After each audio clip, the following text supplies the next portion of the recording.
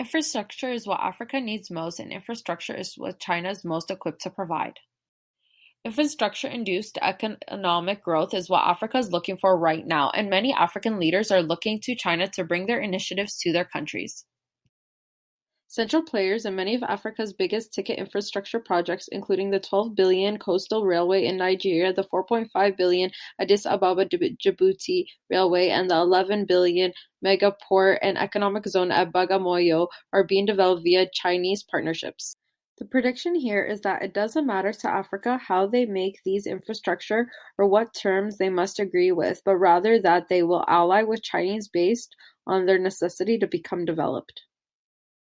In the future, there will most likely be even more contracts made between China and Africa in regards to infrastructure. Debt. Based on the high rise of African dependency on China, it is most likely that they will be indebted to China for the next couple of decades.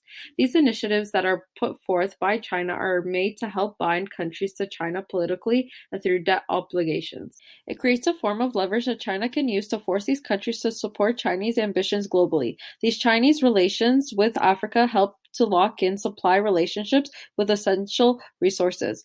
Africa will continue to rely on loans from China regardless of the consequences.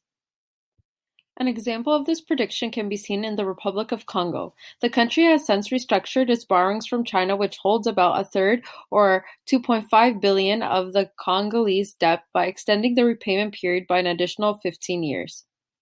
China increases the years money is owed to further acclaim its power in Africa.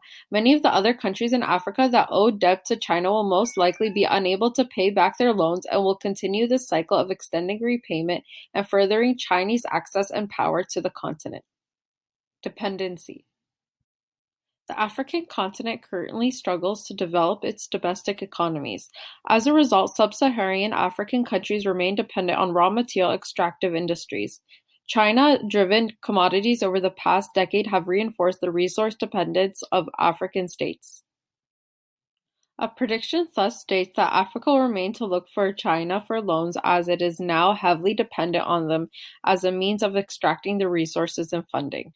The Addis Ababa-Djibouti Railway and the Mombasa-Nairobi Railway were good examples of huge projects that were financed by easy borrowing terms from China that were not sustainable and that had in turn forced the African partners to seek further Chinese help.